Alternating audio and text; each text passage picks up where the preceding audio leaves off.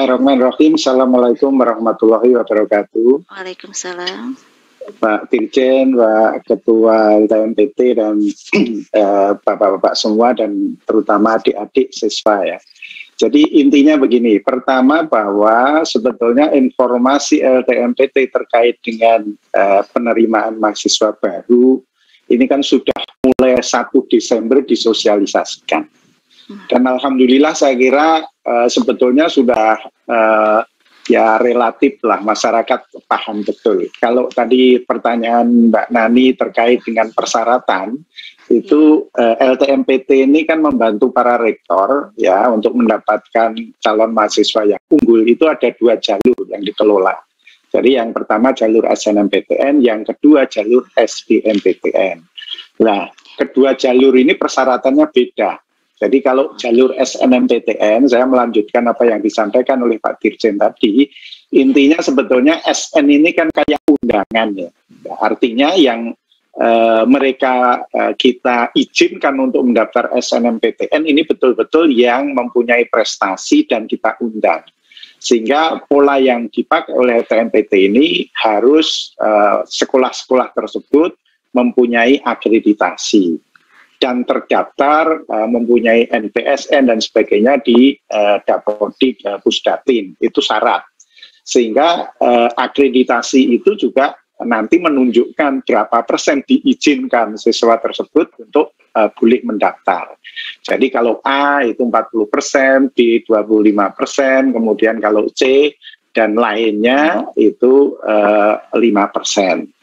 Kemudian bagi siswanya sendiri ya itu kalau SNMPTN hanya untuk adik-adik yang masih duduk di kelas 12. Jadi yang sudah lulus 2 tahun kemarin tidak diizinkan. Kemudian adik-adik ini itu termasuk masuk ke pemeringkatan yang ditentukan oleh sekolah tadi. Taruhlah 40%, berarti dia harus masuk ke sana. Yang mempunyai prestasi mulai semester 1 sampai semester 5. Kemudian juga terdaftar di PDSS karena untuk adik-adik ini bisa mendaftar itu syaratnya salah satunya sekolah harus mengisi data-data sekolah maupun profil siswanya yang diizinkan untuk mendaftar SNMPTN sehingga adik-adik ini nanti baru akan mendaftar SNMPTN kalau datanya itu sudah diisikan oleh sekolah di PDSS. Nah itu. Jadi intinya kalau kalau SNMPTN itu Mbak Nani. Nah, kalau SBMPTN ini memang diperuntukkan baik adik-adik yang kelas 12 maupun yang lulus 2 tahun terakhir. Jadi yang lulus tahun 2020 dan 2021 itu masih diizinkan untuk mendaftar UTBK SBMPTN. Nah, hanya adik-adik yang sudah diterima di jalur SNMPTN, baik itu di tahun 2022 nanti, kemudian 2021 dan 2020, itu sudah tidak diizinkan untuk mendaftar UTBK SBMPTN tahun 2022 ini. Jadi makanya hati-hati adik-adik yang pemilihan program studi dan sebagainya tadi sudah disampaikan oleh Pak Dirjen, itu betul-betul yang disenangi passionnya sehingga jangan sampai sudah diterima di jalur SNMPTN kemudian nanti tidak diterima, tidak didaftar ulang atau tidak mendaftar ke perguruan tinggi dan program studi yang tujuan yang sudah diterima. Saya kira itu Mbak Nani. Ya, terima kasih Prof. Jadi memang mengenai syarat-syaratnya itu kita memang tergantung jalurnya ya Prof ya. Ya. Lalu mengenai tata caranya sendiri Prof bagaimana tahapannya? Tahapan jadi gini, ya pertama begini, kalau kita bicara SNMPTN dulu ya, SNMPTN itu syarat utama adik-adik harus mempunyai akun LTMPT, itu syarat untuk mendaftar. Dan akun LTMPT ini sudah 1,1 juta siswa yang sudah memiliki akun LTMPT aktif, artinya sudah banyak. Nanti kira-kira yang mendaftar SNMPTN itu kurang lebih ya 700-600 ribu lah kira-kira gitu. Jadi sudah aman. Setelah dia memiliki akun LTMPT, ya, kemudian sekolah itu melihat kuota sekolah untuk siswa yang boleh mendaftar di SNMPTN itu jumlahnya berapa. Nah, itu sudah kita umumkan di LTMPT mulai tanggal 28 Desember tahun 2021.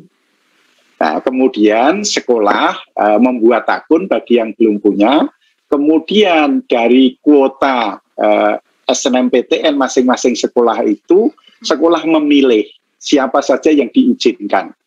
Kemudian setelah itu mengisikan data di PDSS, baik profil sekolah maupun prestasi dari adik-adik yang eligible saja, yang masuk ke pemeringkatan tadi. Ya. Setelah itu adik-adik memilih program studi perguruan tinggi, kemudian bagi yang memilih program studi seni dan keolahragaan, mengunggah portofolio, kemudian kami diizinkan untuk melakukan seleksi. Jadi perguruan tinggi setelah itu akan melakukan seleksi. Dan nanti pada tanggal 29 Maret itu SNMPTN sudah diumumkan. Nah, ini yang jalur SNMPTN, Mbak. Oke, ya, 29 Maret ya, Bro. Ya. Lalu kalau melalui jalur SNMPTN gimana, Bro? Ya, kalau SBMPTN itu prinsipnya kan berdasarkan hasil tes. Jadi tes yang kita lakukan tadi sudah disampaikan oleh Pak Dirjen bahwa ada TPS, bahasa Inggris, kemudian TKA, entah Saintek atau Sosum. Nah, dasarnya para rektor itu memilih siapa yang eligible atau diterima di perguruan tingginya, lolos, itu adalah berdasarkan nilai ketiga itu. Ya. Nah, dan UTBK SBMPTN ini prinsipnya boleh diikuti tadi dari 3 angkatan tadi. Kelas 12 sekarang, angkatan 2022, kemudian 2021, dan 2020. Nah, kemudian yang penting bahwa tadi sudah disampaikan oleh Pak Ketua juga, kami membuka UTBK itu di 74 lokasi dari Sabang sampai Merauke. Dan itu tidak ada pengaruhnya, misalkan mau mengambil ITS, tesnya di Papua sana, misalkan di Cendrawasih, itu nggak masalah. Tidak harus datang ke ITS agar kemungkinan diterimanya lebih tinggi, itu nggak ada. Ya. Nah, kemudian tadi sudah disampaikan juga, kita melakukan UTBK itu semuanya gelombang 1 maupun gelombang 2 setelah Lebaran, jadi dimulai tanggal 17. Nah, kemudian yang penting saya kira nanti akhirnya kita itu akan mengumumkan hasil SBMPTN di tanggal 23 Juni 2022. Jadi artinya perguruan tinggi masih punya waktu cukup untuk melakukan seleksi jalur mandiri. Saya kira itu, Mbak. Terima kasih.